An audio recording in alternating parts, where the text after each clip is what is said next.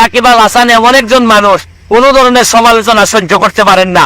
কিছুদিন আগে তার সাথে আমার দেখা হয়েছিল, আমি দেখি নাই। সে হঠাৎ করে আমাকে সোনারগাঁ হোটেলে বাংলাদেশ এবং ভারতের মধ্যে যে ক্রিকেট ম্যাচ ছিল ওই সময় আমার দেখেই সে পুলিশ এবং বিসিবির কর্মকর্তাদের সামনেই আমাকে মারতে আসছিল।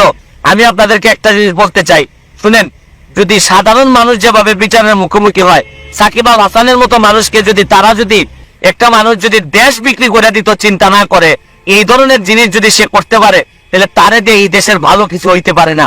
আমি সেদিন যেদিন সে আমারে মারতে আসছিল, আমি কাউরে বলি নাই।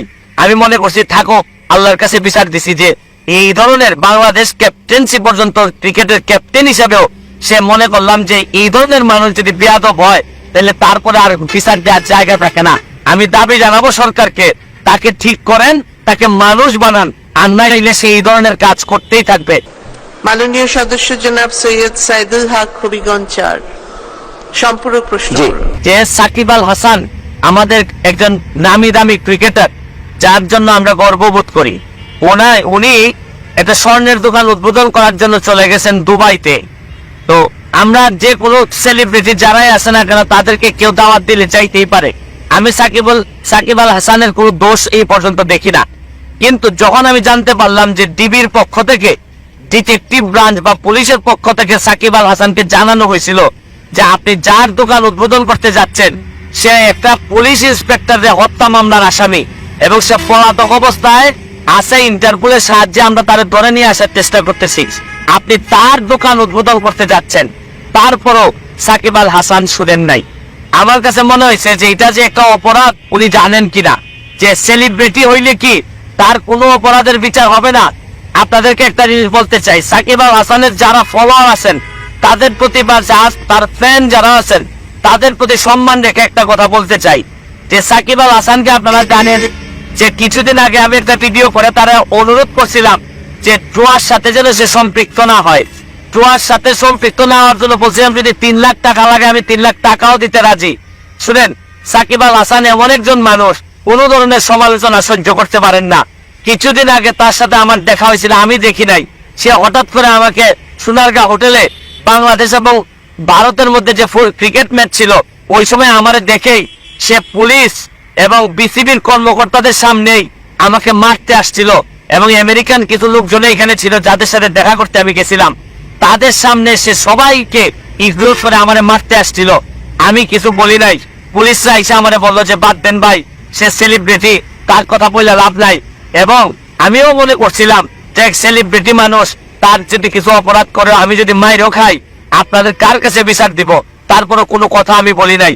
কিন্তু আজকে আমার কাছে মনে হয়েছে জুয়া থেকে শুরু করে আজকে তার এই দুবাইতে উদ্বোধন করা পর্যন্ত আমার কাছে মনে হয়েছে যে বিদ্যান যদি আপনার খারাপ মানুষ হয় তাহলে পরিত্যাজ্য। সে যত কোয়ালিফাইড লোকই হোক, সে যদি মানুষ হিসাবে যদি ভালো না হয় তাহলে তার ফ্যান আর হওয়ার সুযোগ নাই। আমি আপনাদেরকে একটা জিনিস বলতে চাই, শুনেন, যদি সাধারণ মানুষ যেভাবে বিচারের মুখোমুখি হয়, সাকিব আল হাসানের মতো মানুষকে যদি এই বাংলাদেশের মানুষকে শুধু টাকার জন্য যদি এই ধরনের মেসেজ দেয় তাইলে কিন্তু বাংলাদেশে আপনি কোনোদিন সোনার বাংলা বানাইতে পারবেন না। কারণ ভালো ফুটবল খেলে, ভালো ক্রিকেট খেলে একটা মানুষ যদি দেশ বিক্রি করে দিত চিন্তা না করে, এই ধরনের জিনিস যদি সে করতে পারে তাহলে তারে দিয়ে এই দেশের ভালো কিছু হইতে পারে না। আমি সেদিন যেদিন সে আমারে মারতে আসছিল, আমি কাউরে বলি নাই। আমি মনে করছি থাকো, আল্লাহর কাছে বিচার দিছি যে এই ধরনের বাংলাদেশ ক্যাপ্টেন্সি পর্যন্ত ক্রিকেটের ক্যাপ্টেন হিসেবেও সে মনে করলাম যে এই ধরনের মানুষ যদি বেয়াদব হয় তাহলে তারপরে আর বিচার দেওয়ার জায়গা থাকে না। আজকে আমার মনে হয়েছে 2-1 কথা বলা দরকার। তাকে যারা ফলো করেন, তার যারা ফ্যান, তাদেরকে একটা অনুরোধ করব, তাদেরকে বলেন যে দিনে 8-10 ঘন্টা ক্রিকেটের পিছনে সময় দিয়ে ভালো ক্রিকেটার হওয়ার সাথে 1 ঘন্টা সময় দিক, যে ভালো মানুষ হোক। মানুষ না হইলে এই ধরনের মানুষের বাংলাদেশে প্রয়োজন পড়ে না। আজকের মতো বিদায় নিচ্ছি। আমি দাবি জানাবো সরকারকে, তাকে ঠিক করেন, তাকে মানুষ বানান, আর না হইলে সে এই ধরনের কাজ করতেই থাকবে। বিদায় নিচ্ছি, ভালো থাকুন, সুস্থ থাকুন। এবার ব্যারিস্টার সুমন ভাই উচিত শিক্ষা দিয়েছে সাকিব আল হাসানকে। কত বড় বেয়াদব হলে এই ধরনের কাজ করতে পারে। দর্শক, আপনারা কি বুঝতে পারতেছেন? আমাদের দেশের মানবতার ফেরিওয়ালা এখন ব্যারিস্টার সুমন। সারা দেশের মানুষ তাকে এখন খুব ভালোবাসে, এমনকি আমরাও তাকে অনেক ভালোবাসি। আমেরিকা থেকে কাউকে যদি ভালোবাসা হয় তাহলে ব্যারিস্টার সুমনকে, কারণ তিনি সকল অন্যায়ের বিরুদ্ধে রুখে দাঁড়ান।